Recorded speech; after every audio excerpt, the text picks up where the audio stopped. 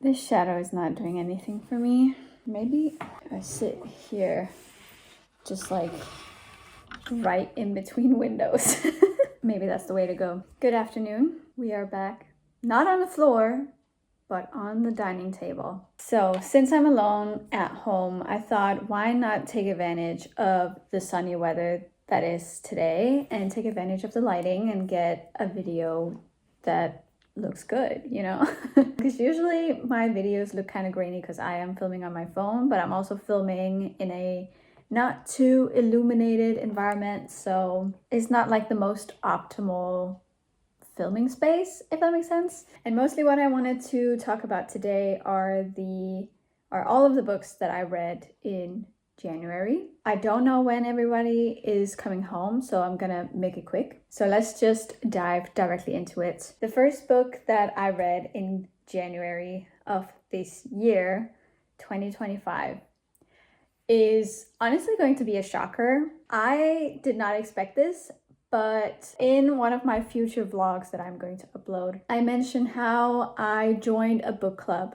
recently. It's not an in-person book club, it is an online book club, but it is a book club nonetheless. And the whole kind of theme of the book club is that we kind of join each other in reading some of the worst books that exist in our literature landscape as of right now. The January pick was none other than Blood of Hercules by Jasmine Mass. Obviously, I gave this 1 star because what the hell was this? Like, it was much worse than I expected. I honestly expected it to be like Colleen Hoover or maybe even Sarah J. Maas levels of bad, but it was worse.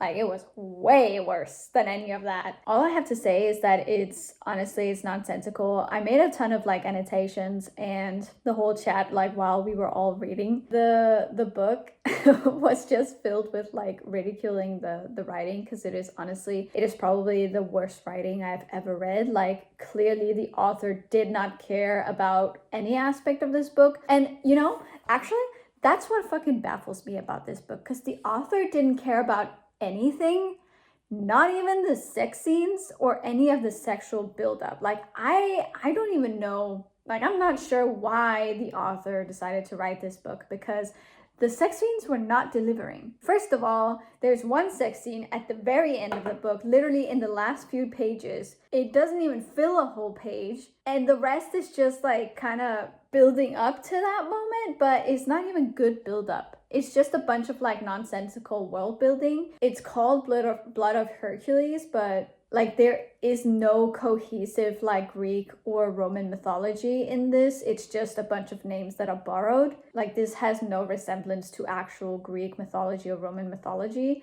And what baffles me the most is that this author is a classics major. What I want to know is where the fuck she graduated, because like, who gave her that degree? Who fucking gave her that degree? So yeah, you know, I may make a separate video about this book just because there are so many ridiculous moments happening in this book, but honestly, I don't know if that's just like low-hanging fruit. But also, I saw it in like my bookstore and I was like, who in their right mind would buy this? Like, and you know what? I saw the price. I think it was like $25 or $35 or something. And I was like, who would willingly spend their money on this? Like, who would willingly it would be the same if you took $35 and you ripped them in half. Like, you get the same amount of quality out of it. But yeah, I may like make a separate video about this just because I do have a lot of thoughts, but also it's probably just going to be the same thoughts that everyone else is having, which is like, what the fuck was this? Why was it written? Why is anyone reading this? Genuinely, like, usually I don't really question why some people like a book, because I usually can see aspects that would be enjoyed by other people, but for this one in particular, I'm like, who was this written for? Like, who would actually enjoy this, like, unironically? I genuinely have no idea. Like, I didn't find a single redeeming aspect about it. Not even just for myself, but for others. Like, there was nothing just of any worth okay, that's a bit harsh to say, but like there was nothing like enjoyable. Like the world building was a fucking mess, the characterization was a fucking mess, the romance is like non-existent, and the sexual tension is ham-fisted but weirdly like non-erotic, and there's like no sex scenes except for, again, like in the last few pages of the novel, and it's like it's not even like penetration or anything, it's just like cunnilingus. So I'm like, what are we doing here? Just tell me, just like someone, for the love of God, tell me, because I am so confused by the existence of this book. I genuinely have no idea why anyone would read this. The next book that I read was, well, it's not really a book, it was a short story. I have to adjust the camera to move in tandem with the sun. Anyway, it was The Lottery by Shirley Jackson, because like in the book club that I joined, we also read like one good like short story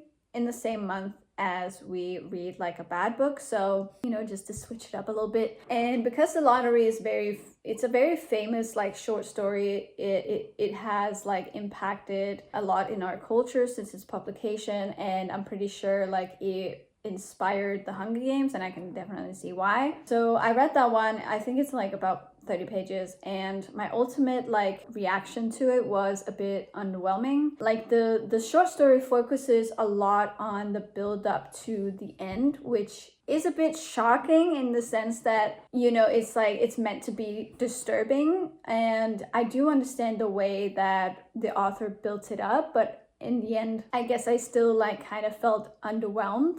And I would say one short story that did it a bit better was The Ones Who Walk Away from Omelas, which talks about a lot of the same themes and ideas that The Lottery talks about. And I think it's mostly because I think Shirley Jackson focused a bit too much on the details of the world and not so much on the idea behind the world, if that makes sense. Whereas Ursula K. Le Guin was very like, you know, it doesn't matter what this world looks like. Like you can throw in some orgies for that matter, you can throw in some festivals, whatever you want. The only important thing to take away here is that it is a utopia, it is a prosperous town, it is something that is good, and it is something that benefits a lot of people. And I think that Ursula K. Le Guin's short story was a bit more focused in that sense, in that the theme and like the conversation wasn't lost in the details of the world, whereas I feel like the conversation does get a little bit lost in The Lottery. Shirley Jackson puts a lot of emphasis on some pretty like insubstantial like details that I would argue don't really matter to the overall theme.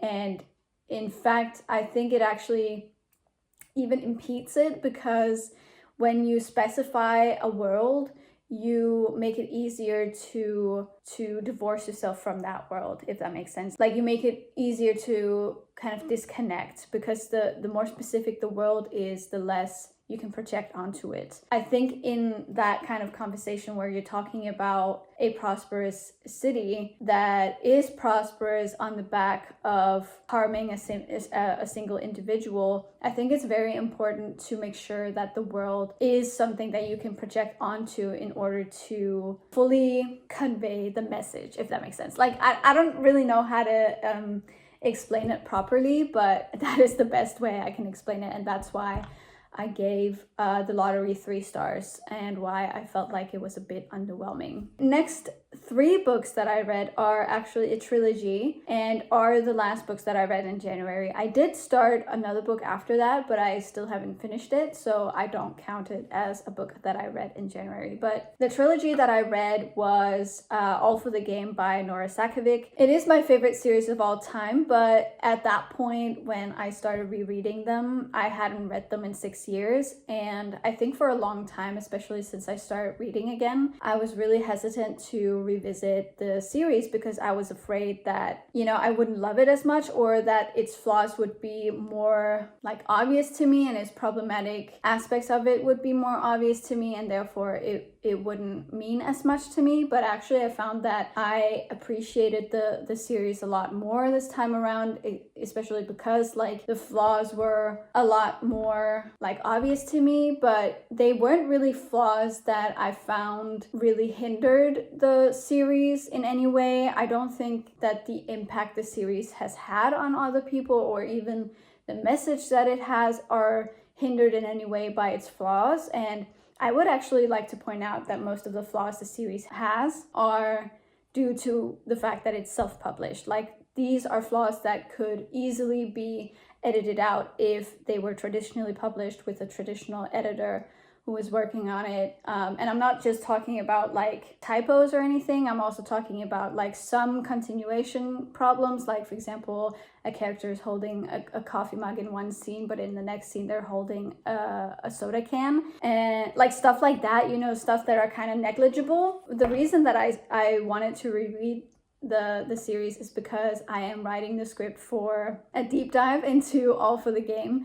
and the criticisms that it has received, and because I want to examine the criticisms and analyze and see whether they really hold up against the series and whether or not they outweigh the many good qualities that the series has, in my opinion. So I was really curious how I would see the series this time around, and I actually found that I just loved it even more this time around, and I appreciated it a lot more because it honestly, like, it continues to be a shining beacon in my reading career in this kind of bleak literary landscape that we have, mostly because of the way that the author cares so much about the world that she has created and the characters that she has created in them. And it is so refreshing to see in a literary landscape where most of the authors don't actually care what they're writing about. They're just writing to gain like monetary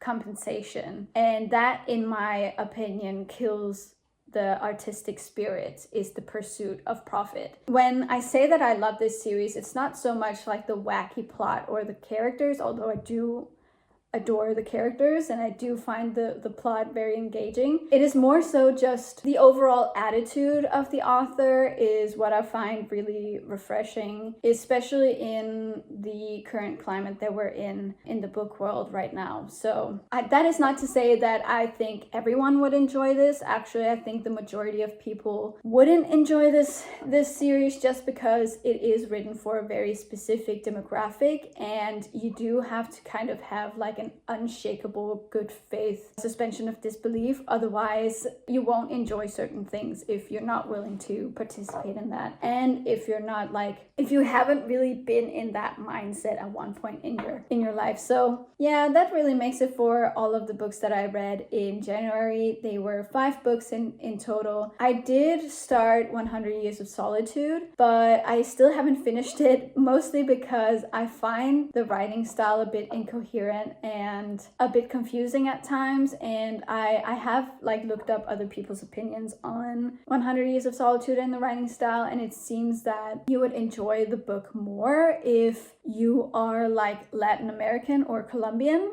because it is kind of written allegorically to be about Colombian history. I would say it kind of compares to Beauty is a Wound in the sense that many of the characters represent aspects of the history of the country that the author is writing about, and a lot of disturbing themes are included exactly to emphasize the more sinister parts of the country's history. But I would say that since I'm not Colombian, I don't know if I really enjoy it as much as other people. I really don't really see the enchantment that other people have talked about, because usually, I don't know, when people talk about 100 Years of Solitude, they talk about it as if they were kind of charmed by this magical world, but I really wouldn't describe it like that, because it makes the book sound more fairy tale-esque than it is.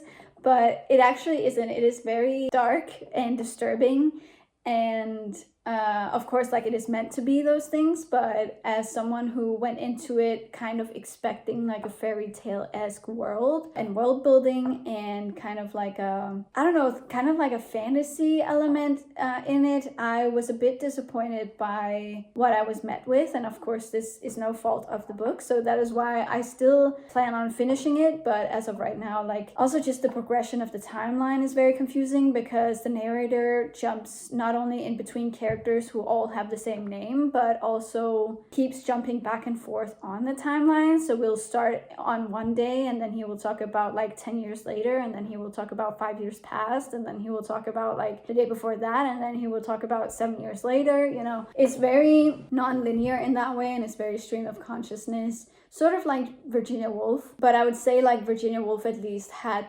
kind of like a chronological timeline that she followed, even though she was very stream of consciousness, and you would kind of like get lost in her writing as well, and like her flow. But yeah, that's kind of what I wanted to talk about today. Very short video, I know, but I honestly don't have a lot to say about most of these books, except for Blood of Hercules. I do plan on making a video about that one and just go through all of my annotations in the ebook, because like that book is such a huge mess. Like I have to talk about it, so we can look forward to that in the future. But yeah, that's really it. That's all of the books that I read in January. Thank you for listening, and I will see you in the next video.